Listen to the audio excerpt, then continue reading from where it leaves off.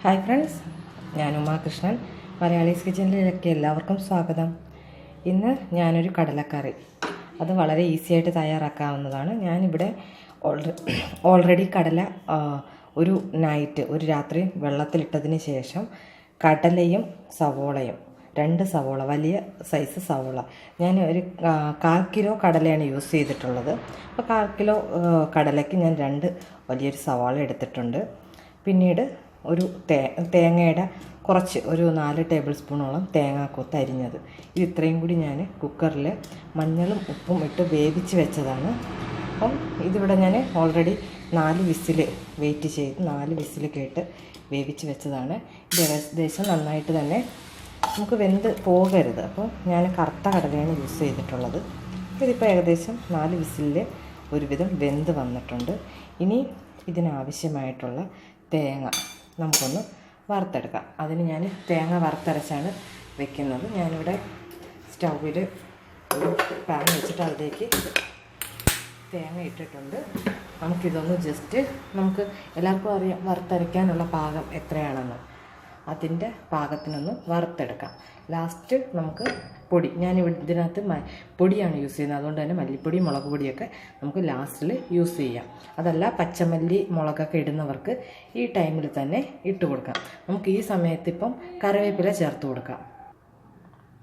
ഇതിനകത്തേക്ക് കറിവേപ്പില ചേർത്തിട്ടുണ്ട്. നമുക്കിത് നന്നായിട്ടൊന്ന് അതിൻ്റെ പാകത്തിനൊന്ന് മൂപ്പിച്ചെടുക്കാം.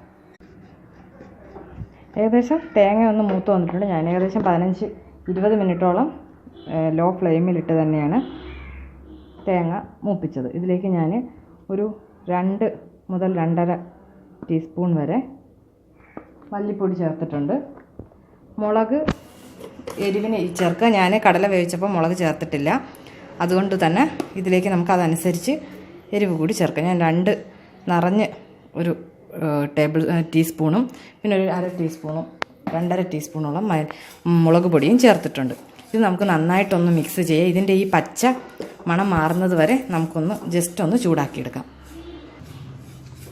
ഇപ്പം മുളകിൻ്റെ മല്ലിയുടെയൊക്കെ ആ ഒരു ചെറുതായിട്ട് ചൂടായി വരുന്നതിൻ്റെ സ്മെല്ല്, നല്ല മണം അതിൻ്റെ വരുന്നുണ്ട്. അപ്പോൾ നമുക്ക് കൂടുതലത് കരിഞ്ഞ് പോകാനുള്ള രീതിയിലാക്കേണ്ട. അതുപോലെ അതിൻ്റെ കൂടുതൽ മൂത്ത് കഴിഞ്ഞാൽ അതിൻ്റെ ആ ഗുണവും പോവും, ടേസ്റ്റും മാറും. നമുക്ക് ഈ സമയം മസാലപ്പൊടി, ഇത് ഞാൻ കടലക്കറിയുടെ തന്നെ മസാലയാണ്. അതൊരു 2 ടീസ്പൂണോളം തന്നെ ചേർത്തിട്ടുണ്ട്. ഇത് നമുക്കിനി തീ ഓഫ് ചെയ്തിട്ട് ഈ പൊടി ചൂടാക്കാം. കാര്യം ഇതിൻ്റെ പച്ചമണം ജസ്റ്റ് ഒന്ന് മാറിയാൽ മതി.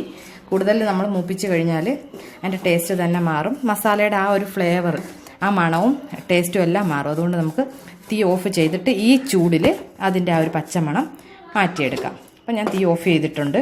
ഇനി നമുക്കിതൊന്ന് തണുത്തതിന് ശേഷം നല്ല പേസ്റ്റ്, മഷിയുടെ ആ ഒരു പരുവത്തിൽ നല്ല രീതിയിൽ നമുക്കൊന്ന് അരച്ചെടുക്കാം. കഴിവതും വെള്ളം തൊടാതെ അരയ്ക്കാൻ ശ്രമിക്കുക. അഥവാ നിങ്ങൾക്കത് പറ്റുന്നില്ല എന്നുണ്ടെങ്കിൽ കുറച്ച് വെള്ളം ചേർത്ത് അരച്ചോളൂ, കുഴപ്പമൊന്നുമില്ല. അപ്പോൾ ഞാനെന്തായാലും ജസ്റ്റ് വെള്ളം തൊടാതെയാണ് അരച്ചെടുക്കുന്നത്.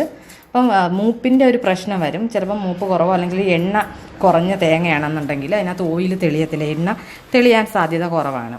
എണ്ണ ഉള്ള തേങ്ങയാണെന്നുണ്ടെങ്കിൽ, ശരിക്കും എണ്ണയൊക്കെ ഉള്ള തേങ്ങയാണെങ്കിൽ പെട്ടെന്ന് അതിൻ്റെ എണ്ണ തെളിഞ്ഞ് വരികയും ചെയ്യും അരയ്ക്കുമ്പം. നമുക്ക് എന്തായാലും ഇതൊന്ന് അരച്ച് നോക്കാം. ഇത് എനിക്ക് എണ്ണയുള്ള തേങ്ങയായിട്ടാണ് തോന്നിയിട്ടുള്ളത്. അപ്പോൾ തോന്നിയത് എന്തായാലും നമുക്കിനി അരച്ചെടുക്കാം.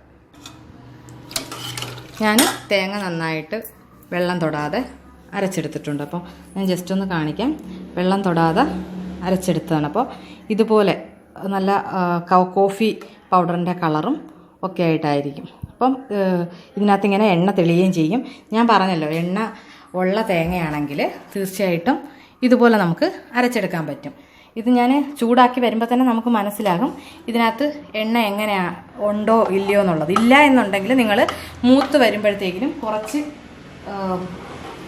എണ്ണ, പച്ച വെളിച്ചെണ്ണ ഒഴിച്ചു കൊടുക്കുക. അപ്പോൾ ഇത് ഞാൻ എന്തായാലും ഒന്ന് ഇതിലായിട്ട് മിക്സ് ചെയ്ത് ഇളക്കിയെടുക്കാം.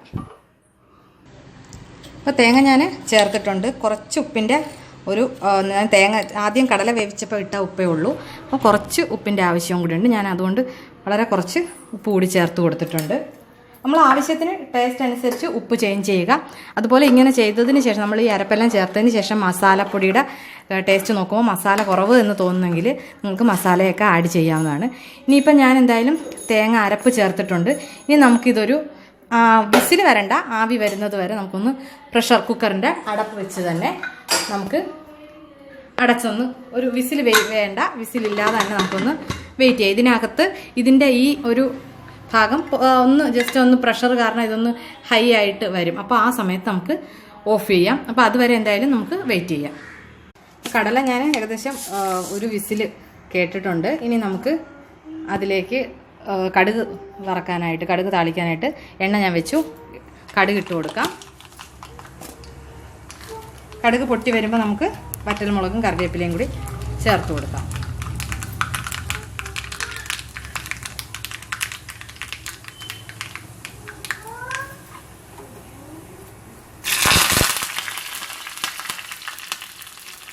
അപ്പോൾ ഏകദേശം കടുക് വറുത്ത് വെച്ചിട്ടുണ്ട്. നമുക്കിത് കടലയിലേക്ക് ചേർക്കാം. കടല ഏകദേശം റെഡി ആയിട്ടിരിക്കുകയാണ്. അപ്പോൾ നമുക്ക് അതിലോട്ട് ഒഴിച്ചു കൊടുക്കാം. അപ്പം എല്ലാവരും വറുത്തരച്ചിട്ടുള്ള ഈ കടല ട്രൈ ചെയ്ത് നോക്കണം. എല്ലാവർക്കും ഇഷ്ടമാകും. അപ്പത്തിനും പുട്ടിനും ഒക്കെ വളരെ ഈസി ആയിട്ട് തയ്യാറാക്കാൻ പറ്റുന്ന നല്ലൊരു കടലക്കറിയാണ്. അപ്പോൾ ഇതുപോലെ തന്നെ തേങ്ങ അരയ്ക്കുമ്പോൾ ശ്രദ്ധിക്കുക. വറുത്ത് അരയ്ക്കുമ്പോൾ കുറച്ചുകൂടി നിങ്ങൾ കെയർ ചെയ്ത് ഒന്ന് ശ്രദ്ധിച്ച് വറുക്കുകയാണെങ്കിൽ തീർച്ചയായിട്ടും നിങ്ങൾക്ക് ഇതുപോലെ വെള്ളം തൊടാതെ അരച്ചെടുക്കാൻ പറ്റും. അപ്പം എല്ലാവരും ട്രൈ ചെയ്ത് നോക്കുക. Thank you. ബൈ.